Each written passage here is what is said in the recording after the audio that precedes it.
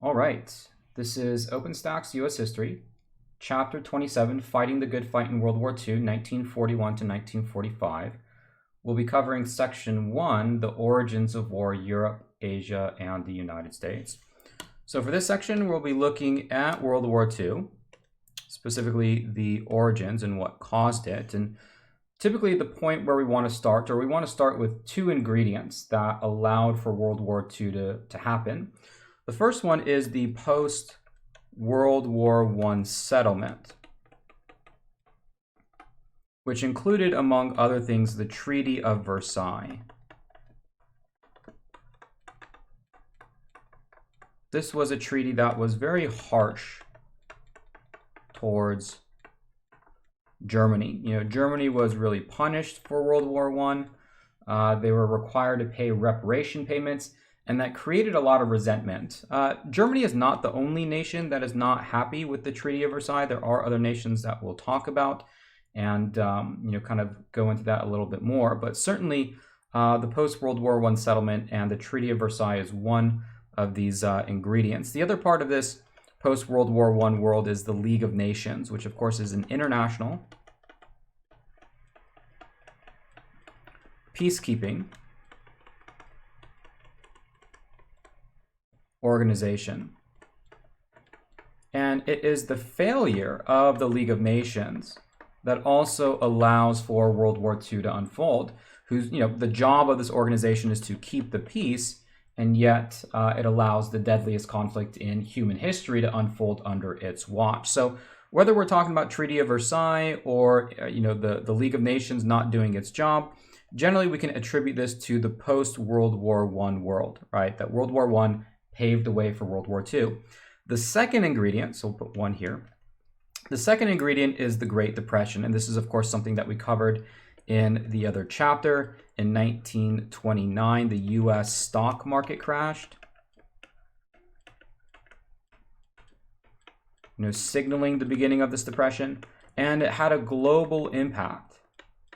And so in this economically depressed period, people around the world, especially in Europe, but other areas as well, which certainly feel the impact of this, are more desperate for radical solutions.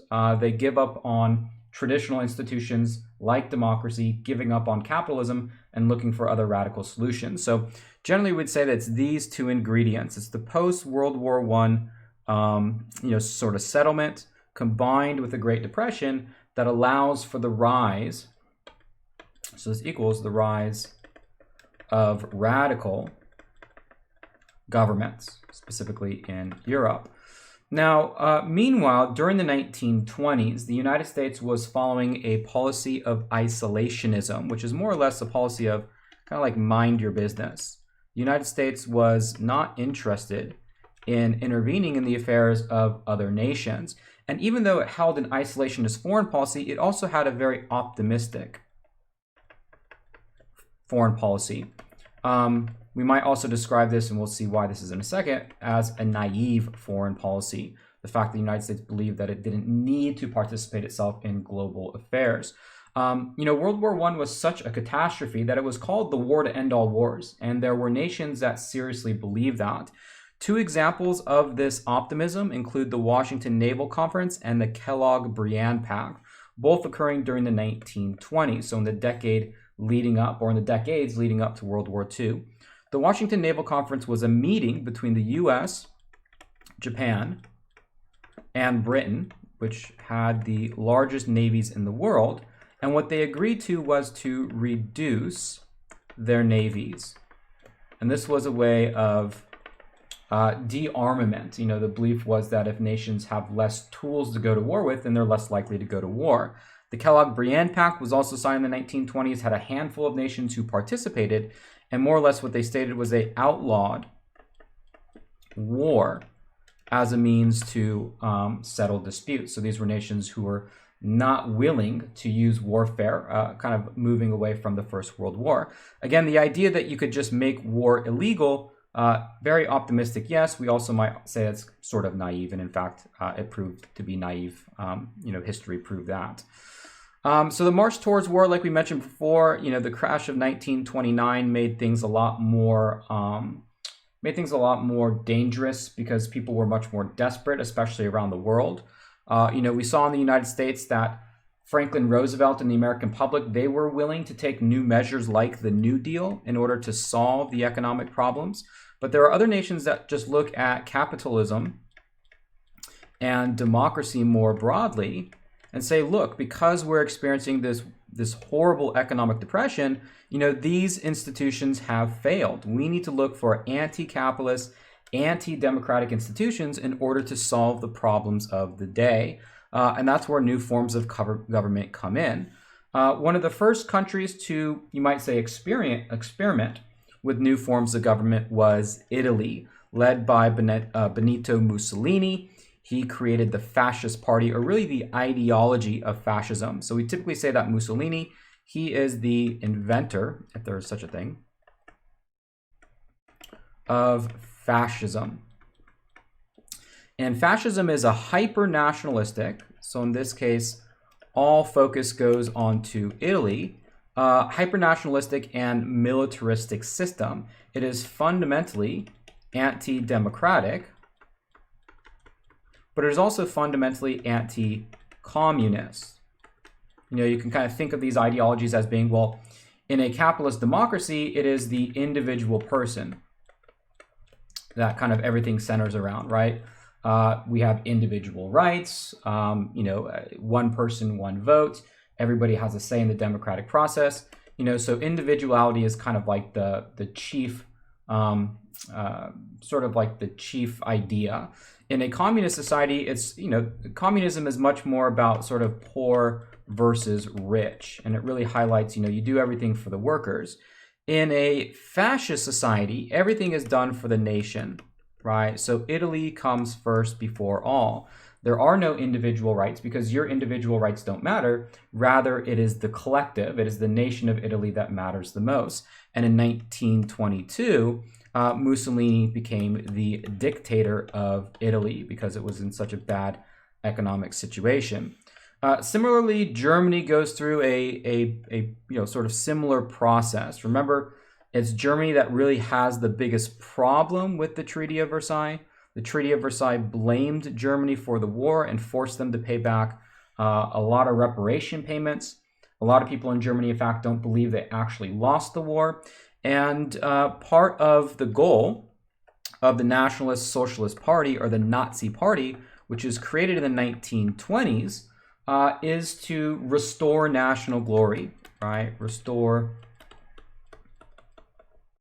national glory.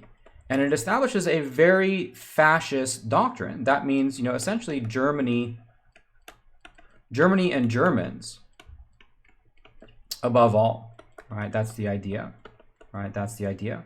Adolf Hitler, a World War I veteran, is the founder of the Nationalist Socialist Party. In fact, he's not actually the founder, but he calls himself the #1 member. But during the 1920s and 1930s, the Nazi Party gains a lot of popularity in Germany by promoting this idea of restoring national glory, by also promoting an anti-capitalist economic plan to try and get Germany back on its feet in terms of their economy. By the 1930s, the Nazi Party is doing pretty well in elections, getting approximately 1/3 of the vote, never actually a majority, but that allows Hitler to become the chancellor, which is sort of like the prime minister. But it's in 1933 through the Enabling Act. The Enabling Act transforms Hitler from just the chancellor into a full-blown dictator. Essentially, the pretext for the Enabling Act in 1933 is that the German legislative building, the Reichstag, it was burned. The communists were blamed for doing it. A state of emergency was declared, and Hitler was given full dictatorial powers. And so Hitler's come to power is fully, or his rise to power essentially, is 100%, through legal means. More or less, the German people gave him the right to rule as a dictator. And just like Mussolini did in Italy when he became dictator of that country, Hitler uses sort of the totalitarian or dictator playbook and begins to consolidate his power. Among the laws that are passed in the 1930s with Germany under Nazi control are the Nuremberg laws. The Nuremberg laws strip German Jews of their citizenship. You know, a lot of the blame for World War I fell on Jews, or at least that's what the Nazis claimed. Communist Jews, the democratic capitalist countries of the world, you know, those nations were to blame, or those groups of people were to blame for Germany's loss in World War I. And so when it came to defining citizenship in Germany, it was purely based by blood, and anybody who was of Jewish heritage was not welcome in Germany. The Nuremberg laws were also sort of like segregation laws, in which they separated German citizens from Jewish citizens. This is the first step in what eventually unfolds in an event we know as the Holocaust, which we'll talk about in a different section. Additionally, Germany defies the Peace Treaty of Versailles by annexing Austria in the 1930s. So we'll write annexation. Austria was Germany's ally in World War I. Austria was forbidden by the Treaty of Versailles from joining Germany, but in the 1930s, Hitler and the Nazi Party adds Austria anyways. And this prompts a meeting with the other allied nations of the world, the Munich Conference, which is a meeting between Germany, France, and Great Britain. And what's prompting the meeting is that, you know, Germany is breaking the Treaty of Versailles.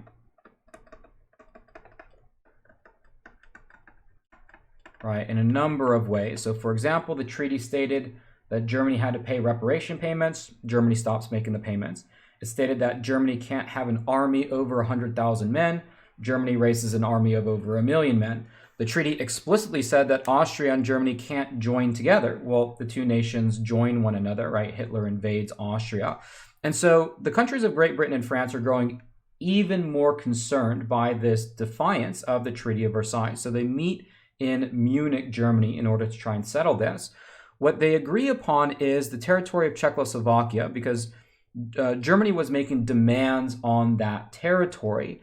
And what the British and the French do is they give part to Germany. In other words, they give in to the demands of Hitler. And this policy is known as appeasement. So appeasement is giving in to the demands, we'll say here, of dictators, but it can generally be, you know, giving into the demand of anything, right? If you just kind of give up and give somebody what they want after they demand it. And the promise was that this would be the last territory that Hitler and the Nazis would acquire. That turned out actually not to be the case. Very famously, Neville Chamberlain returned back to London believing that he had avoided conflict, and said, somewhat infamously, there will be peace in our time. And of course, history doesn't look very favorably on Neville Chamberlain of Great Britain, because exactly the opposite's about to happen, right? The world is on the eve of the deadliest conflict in world history. Meanwhile, in the Soviet Union, right, the Soviet Union is a communist nation. Joseph Stalin is the dictator of the Soviet Union. Now remember, because it's a communist nation, right, think back to when we talked about events like the Red Scare in previous chapters. The Soviet Union is no ally to the United States, but at the same time, the Soviet Union is also not an ally to fascist Germany. And there is a belief that perhaps Germany and the Soviet Union might go to war. Joseph Stalin, who is the dictator, totalitarian leader of the Soviet Union, avoids war with Germany by making an agreement with Poland. That is, Germany and Soviet Union agree to split Poland in half. All right. Stalin really in hopes of avoiding war with Germany. So there's a lot of tension between the Soviet Union and Germany at this time.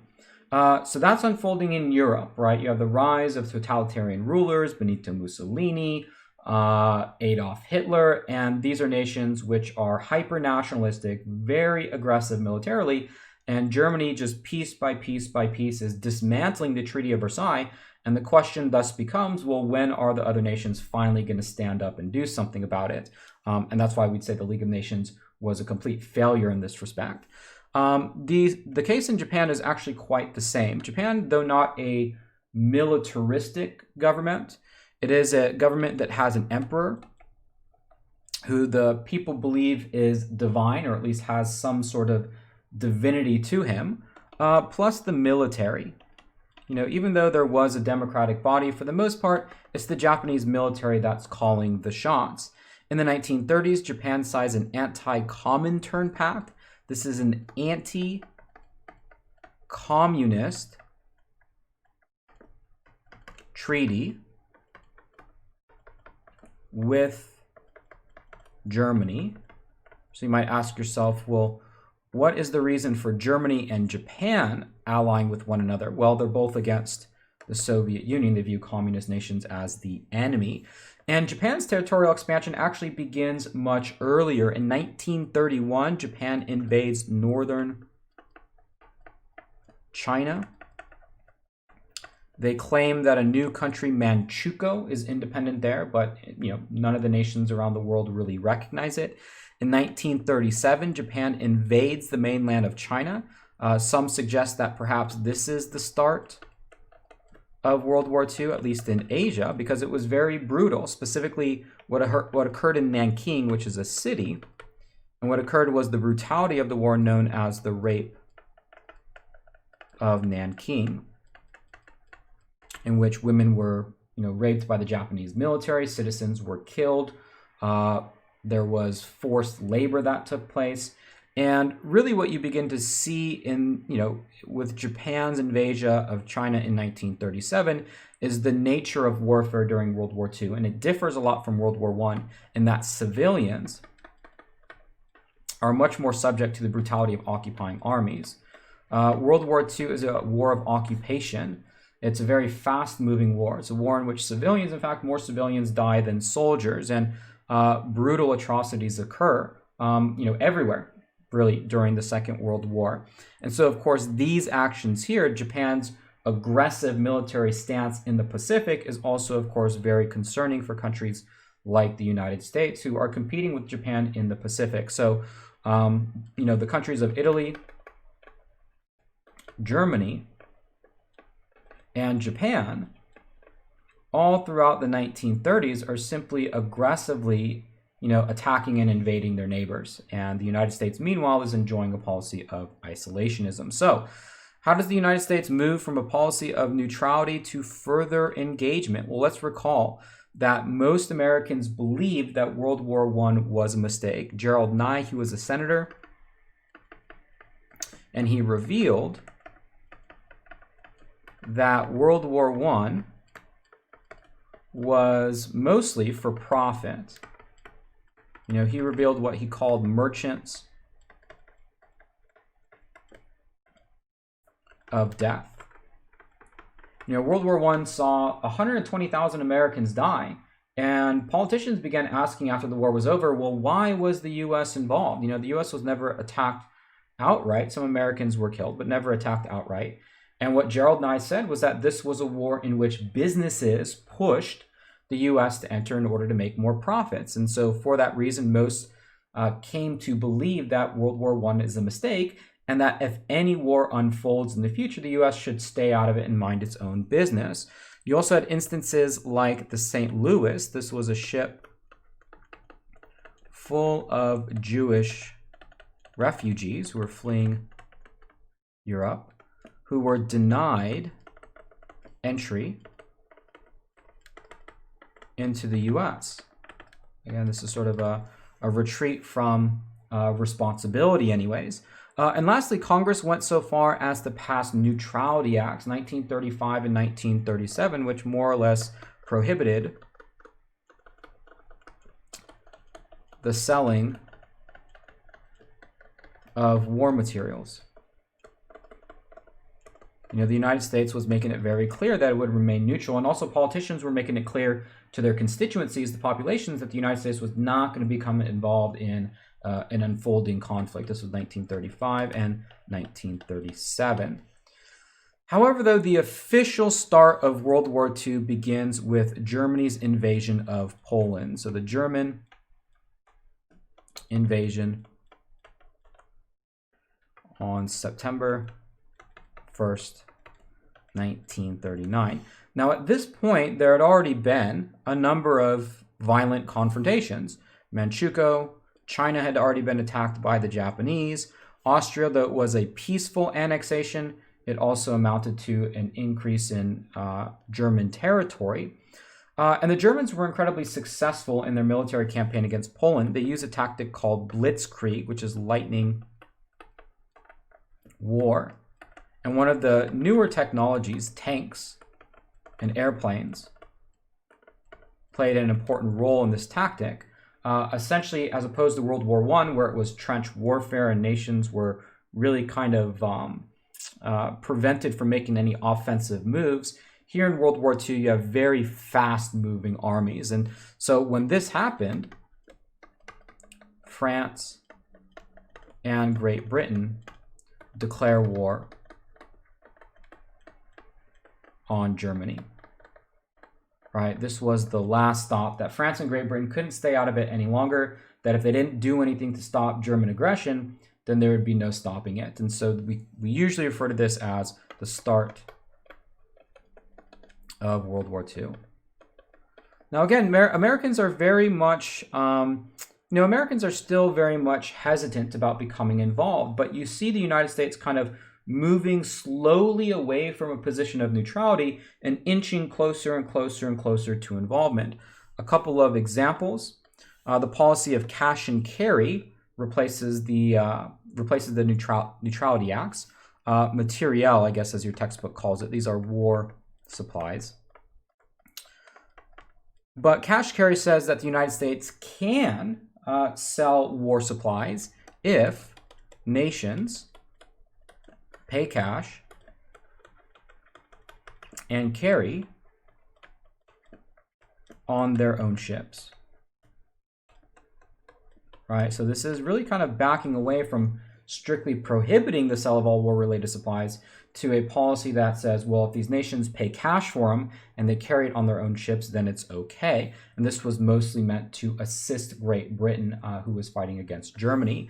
In 1940, France surrenders. This is, of course, very, very concerning for the Allied nations. The question is, well, what about Great Britain next? At this point, after 1940, because France has surrendered, really the only country that is fighting against Germany and Hitler are the British. And so this is more concerning for the U.S. cause. Additionally, you have things with Japan growing even more out of control. Indochina, which is Vietnam, is invaded by Japan. The United States responds with condemnations, right? They condemn Japan for their actions, but also pass the Export Control Act, which cuts off certain trade with Japan, especially a very, very valuable resource in oil. So the U.S. is no longer selling oil to Japan because they invaded Vietnam, which had belonged to France. And this, of course, this then puts Japan in a very kind of dire situation.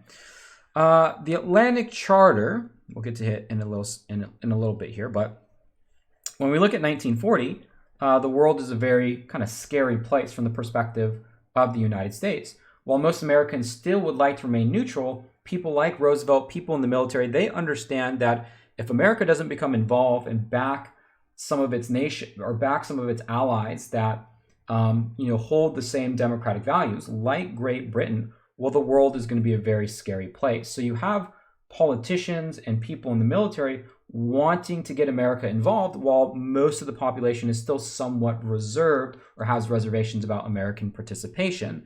The Battle of Britain is Germany's effort to conquer Great Britain. the British end up holding off the Germans. It was a series of aerial bombardments. The city of London was bombed by Germany. You had 60,000 or so civilians that were killed there. Meanwhile, the Non-Aggression Pact, which we had somewhat talked about earlier, we had mentioned Poland earlier, and the fact that Germany and the Soviet Union had agreed to split Poland in half, which they actually did when the invasion of Poland actually took place. This is also called the Non-Aggression Pact. So the Non-Aggression Pact is Germany and the Soviet Union. But after Germany failed to conquer the British, after the Battle of Britain was won by Great Britain, Germany ends up breaking this pact. And Germany invades the Soviet Union. All right, Germany invades the Soviet Union, which then brings in a whole new country, right? You know, these nations, the Soviet Union and the Germans, ideologically were completely opposite, right? The communists and the fascists, they were the two sides that conflicted with one another more so than any of the nations really conflicted with the capitalist democracies of the world, like the United States.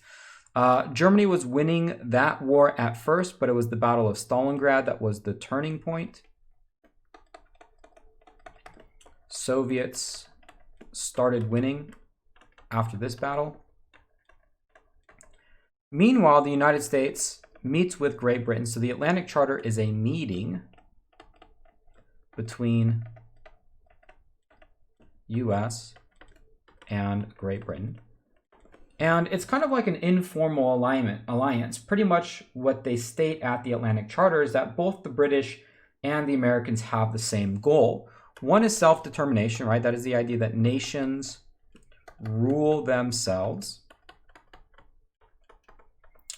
This was somewhat of a tough pill for Great Britain to swallow, which had a massive imperial empire.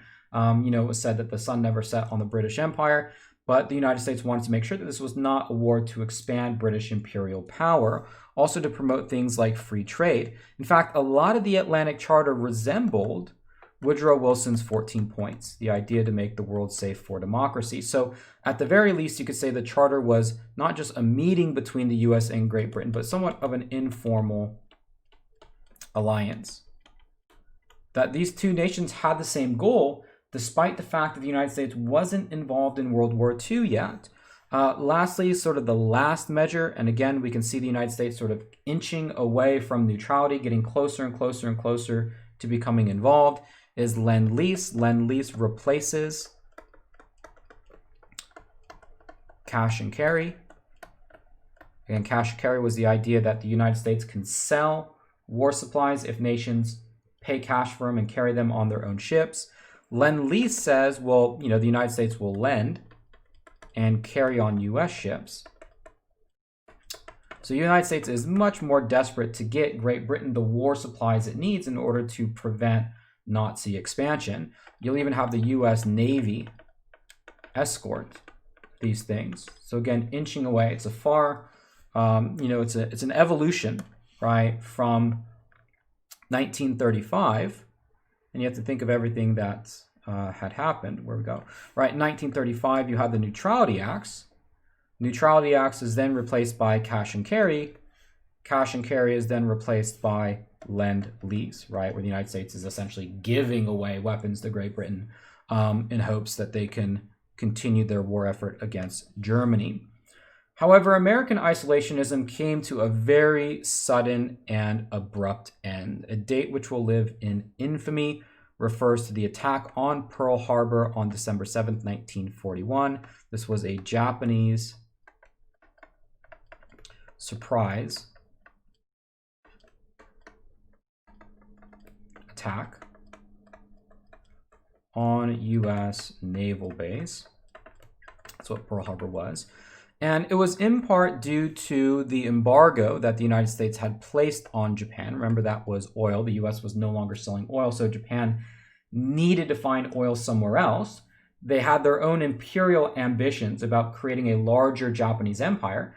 At this point, Japan had already attacked northern China, mainland China, French Indochina, which was Vietnam. And nobody had really stopped them before, so why not continue this territorial expansion? The only thing in the way, essentially, between Japan and their imperial dreams was the U.S. or the United States. It was the Pacific Fleet that could only stop Japan. So they calculated that taking out the U.S. Navy would be their best bet, and that's exactly what they tried to do. When Pearl Harbor was attacked on December 7, 1941, 2,400 Americans were killed. This was part of a larger attack on Asia. Hong Kong, Malaysia, Singapore, Guam, Wake Island, Philippines, all attacked by Japan. And overnight, like I mentioned, this idea about an isolated United States evaporated. And on December 8th, the U.S. declared war on Japan. And so with that, with the attack on Pearl Harbor, you essentially have what we would consider the two sides of the war fully participating. Again, other nations became involved at different times, but by 1941, both the United States and the Soviet Union, with Great Britain, which is really the only nation still fighting, is fighting against Germany, Japan, and Italy. All right, and we called this side the Allies, this side the Axis.